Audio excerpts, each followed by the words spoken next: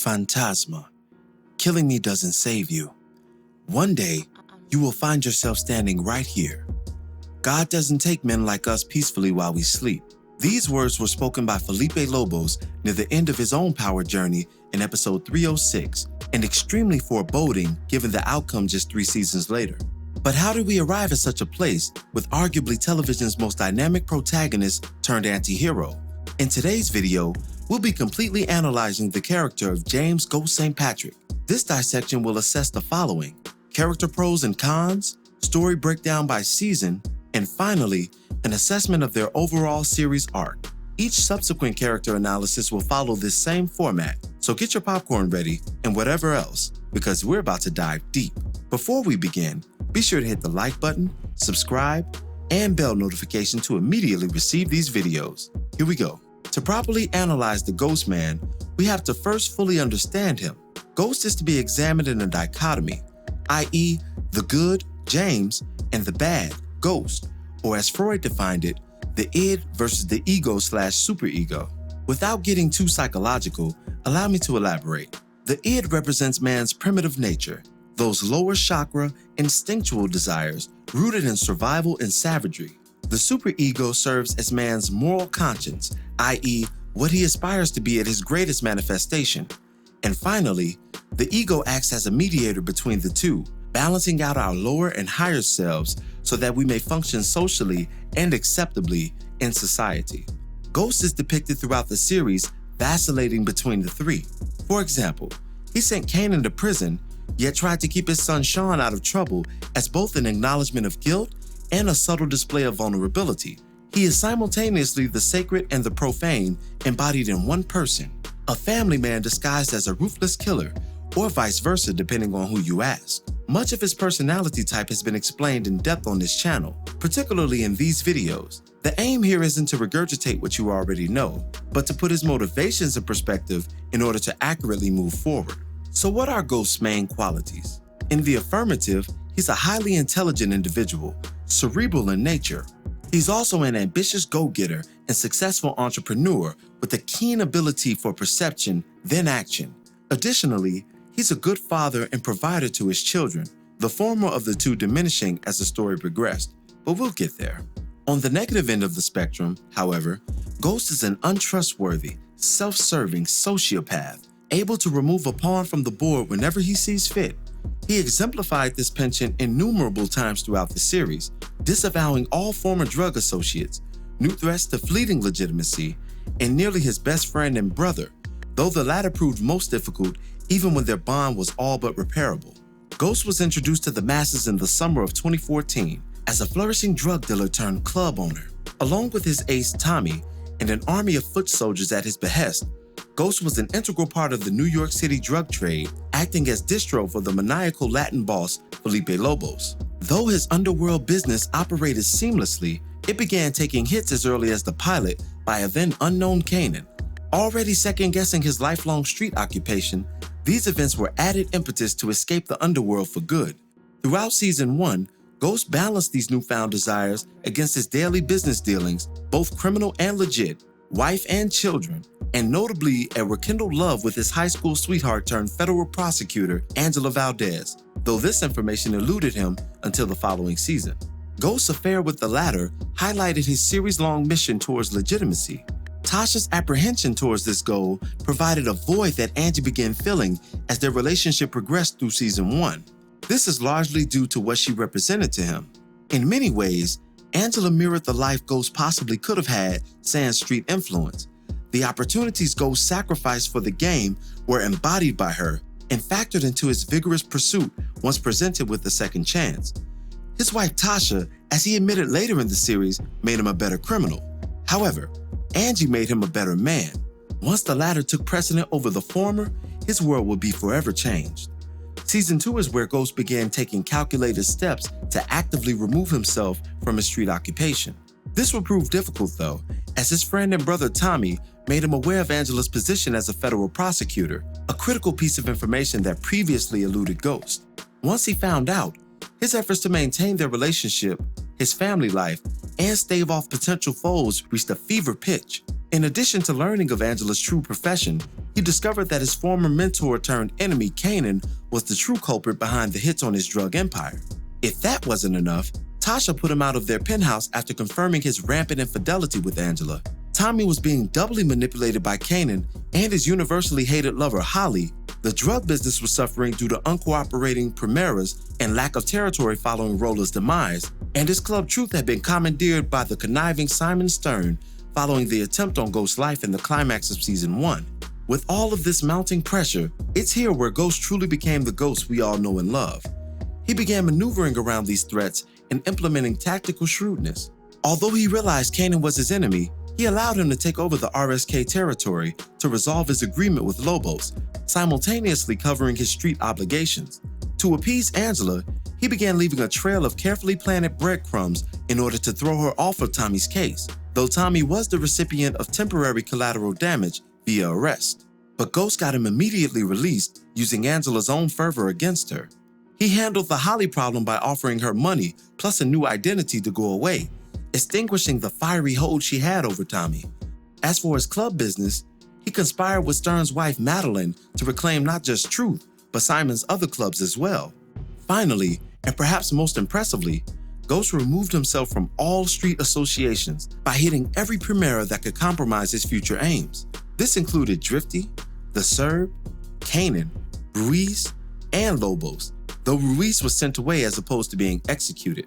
All of these stratagems define much of who we know Ghost to be and what we love most about his character. Constantly under pressure, yet composed and ruthless despite the fact. That's not to suggest that Season 2 ended happily, however. Ghost's actions would cost him his family, and most notably his best friend. Though he and Tommy collaborated on Kanan's removal, their brotherhood would take a major hit following Holly's return and Ghost's revelation that their drug cadre had been eradicated. Their difference of perspective had finally culminated in the severance of their relationship, or so we thought. Tommy would be enlisted by a surviving Lobos to execute his former friend under the threat of his own life, and Ghost reconciled his misgivings with Angela as James, boldly proclaiming that Ghost was indeed dead. Season 3 found Ghost basking in renewed glory, following the roller coaster events of the prior season. Ghost finally had it all, the woman of his dreams, and a legitimate empire on the rise. If Season 2 peaked in action, Season 3 is where the consequences of those actions initialized. Ghost's relationship with his family began disintegrating as he juggled his new businesses and relationship.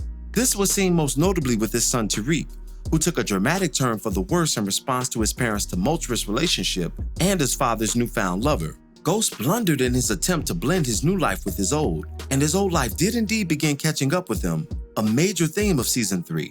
3 crucial foes plotted against his newfangled dream life: his former friend Kanan, former boss Lobos, and dangerous newcomer Milan, who had infiltrated his club business disguised as security detail of all things. Milan had lost his prized drug distributor Vladimir, one of the potential threats eliminated by Ghost in his vie for legitimacy. Milan strong-armed Ghost back into the life and forced him and Tommy to work for him as recompense for the Serb's removal. He revealed his true intentions following Ghost and Tommy's execution of Lobos. In the midst of this terror, Ghost's son was being simultaneously poisoned by Kanan, unbeknownst to him. Also, the fallout from the Lobos murder proved critical, as Ghost had to not only break up with Angela, but collude with her in order to evade potential prosecution by her office, especially from Greg Knox, Angie's scorned lover turned sworn enemy. Knox attempted to turn Ruiz into a valuable witness, not only in an attempt to further expose Lobos, but ultimately Ghost and Angela as well in a vengeful scheme. Angie was able to subvert this plot, however, and Ghost attempted to use Ruiz to frame Milan, freeing him and Tommy from their tyrannical new boss. This drove a further wedge between Ghost and Tommy's relationship, as Tommy was forced to kill Ruiz due to Ghost's actions. What Tommy didn't know, however, was that Ruiz was secretly recording the entire evening as part of Ghost's plan. Ghost unsuccessfully attempted to retrieve the recording from Agent Knox, who later hassled Ghost in an unnecessary traffic stop. Knox was subsequently executed by Mike Sandoval once he discovered Mike's involvement with Lobos. Ghost and Tommy finally toppled Milan due to Tommy's subtle infiltration of Milan's inner circle. Arrogantly believing he could get Angie back in the epilogue, he was arrested by her for the murder of Greg Knox. Season 4 depicted the Ghost Man at rock bottom. It represented the sum of all his sins coming back to haunt him. Though he was wrongfully imprisoned for a murder he didn't commit, there were many murders in which he was never prosecuted, many crimes that went unpunished. Thus, Season 4 began the cycle of punishment following the consequences observed in Season 3. Ghost spent the first half of this reckoning in a jail cell, while Proctor and new lead counsel Terry Silver scrambled to get him released. While imprisoned, Ghost was the target of many abuses, most notably from Marshall Clyde Williams, portrayed by the late great Charlie Murphy. Once branded a cop killer, no pity was taken on him by officials inside. In addition to these abuses, the feds began planting false evidence against Ghost to cover their tracks. Mike Sandoval led this charge, as Angela truly believed that Ghost killed Knox, and Sandoval played on that belief in an attempt to disguise his own involvement. Ghost's imprisonment, however, was most difficult on his family, as the ramifications were dire. His liquid assets were limited, leading to money problems for his flock's basic needs. His children were harassed at school and in the press, and a devastating wedge was being driven between him and his son, courtesy of Kanan, something that he didn't realize until it was too late. If that wasn't enough, Ghost was under threat of death by capital punishment if convicted of Greg's murder, and the new foe, later discovered to be Tommy's long-lost father, extorted Ghost and later blackmailed him by using Marshall Williams' murder as leverage to get closer to his estranged son. Williams' murder was a continuation of James as Ghost, and a reminder to the audience that even under the threat of absolute loss, that sociopathic alter ego couldn't be controlled, only emboldened. The grand irony being that he was jailed for murdering a cop, something he did not do, but he killed a cop while in jail. Only the Ghost Man. He was luckily exonerated of Greg's murder after Angela's testimony proved he didn't place the murder weapon in his club, a linchpin of the prosecution. Following his release, he attempted to reconcile with Tasha to no avail. He also found himself ensnared in a real estate business venture with Simon Stern as payment for the loan provided to Tasha while Ghost was inside, a venture that would lead him to meet the ever-conniving politician, Councilman Tate. If that wasn't enough, his former mentor turned nemesis returned for revenge, using Tariq's life as collateral.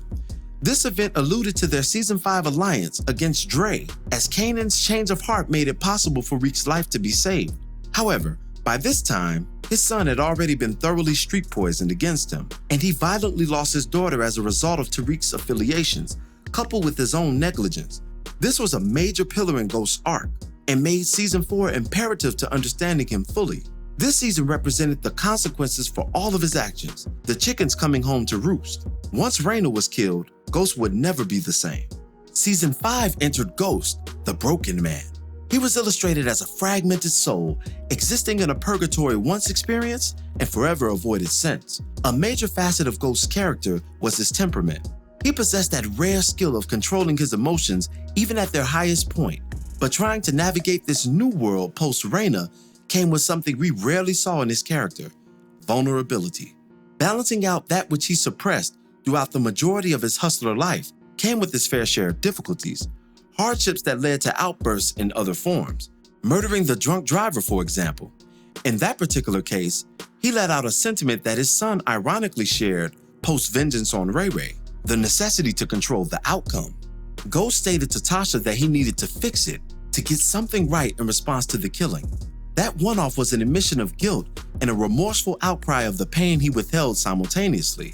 Such pain would cause Tasha to leave Ghost just a few episodes later, and for him to subsequently spiral into a drunken-filled, emotionally volatile wreck until deciding to make a change after communing with Reverend Macedon, something he outright refused to do prior. His refusal in this regard played into the core of what made him Ghost: the inability to let go and essentially let God, or a higher power, direct his path. This is Ghost, and in his mind, you fail or fly on your own. It's the unofficial hustler's creed after all. Had he succumbed to his vulnerability, then he would have been able to exhibit accountability, i.e., acknowledge his role in his daughter's untimely demise. It's true that Ghost was not directly responsible for Raina's death. We have Tariq to blame for that, a sentiment Ghost leaned on heavily. In fact, an example of this can be seen during Raina's funeral when Reverend Macedon posed the question, who is responsible? Ghost offered Tariq a piercing glare in response to the rhetorical query. However, indirectly, through negligence, carelessness, and relentless pursuit of purpose and power, Ghost wasn't there for his children when they needed him most. It was a catalyst in his son's criminal life and his daughter's brief one. The sins of the father haunted his psyche throughout Season 5. yet didn't fully relieve his defense mechanism birthed from those sins, the almighty Ghost. That mechanism further fed his unwavering denial of personal failures and private shame. He refused to accept his role in his family's destruction, most notably his sons falling away into the endless abyss of street corruption. He continued handling Tariq with kid gloves, lying to a boy who had been made a man long ago, a dynamic I thoroughly explored in Ghost and Tariq, The Sins of the Father. Through his efforts to build a monument in his daughter's name, he once again believed he could, quote-unquote, fix it.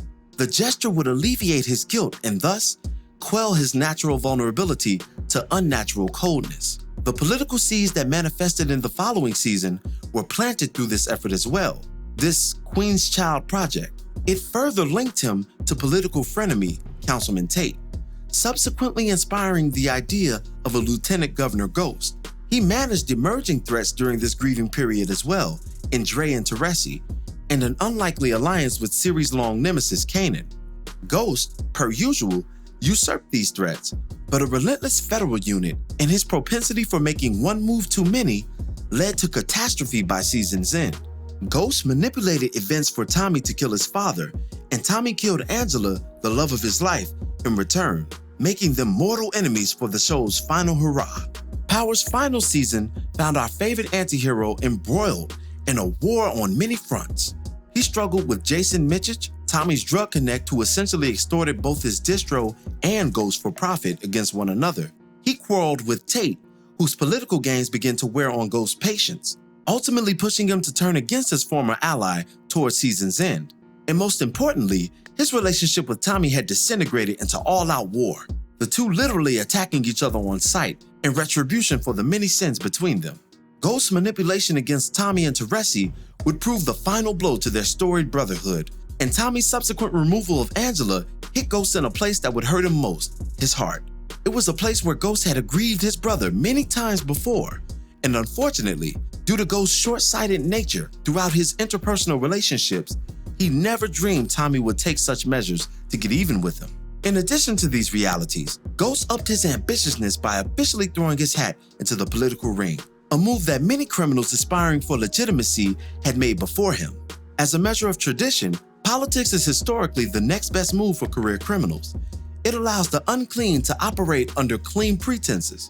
Once Ghost decided that politics was the endgame, his solidification into a life that would make him truly untouchable, those who he'd crossed in any way, shape, or form began fervently plotting against him, including family members, friends, former associates, and law enforcement.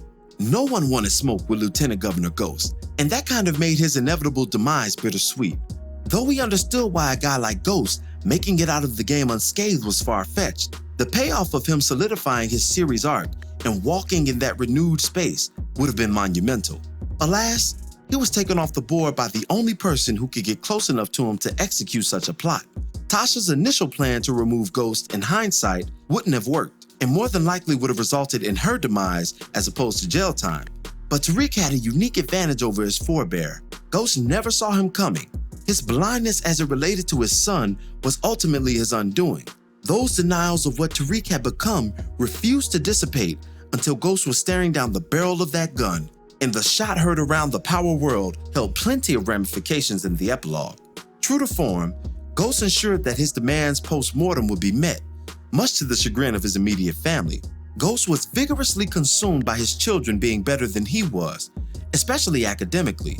Thus, he placed a clause on his estate in regards to Tariq.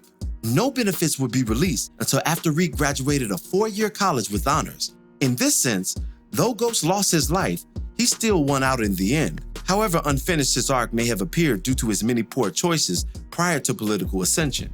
If for nothing else, Ghost's story is a cautionary tale that dreams can get you there, but they can't keep you there. Sooner or later, reality is going to come back to get her just due, and she can be, as Simon Stern would say, a tremendous bitch. Thank you for watching today's video. What are your thoughts on Ghost's life, death, and legacy? Be sure to leave me your thoughts in the comments below. We're getting close to the premiere of Book 2, and I'll be getting these character analyses out to you guys as quickly as possible before the fun kicks back off on September 6th. These assessments will include Tariq, Tasha, Tommy, and Kanan.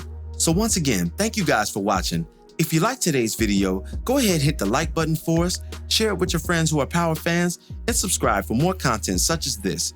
This is Rudy P. Magic of Rudy P. Magic Beats, and have a blessed one until the next one. Peace, y'all.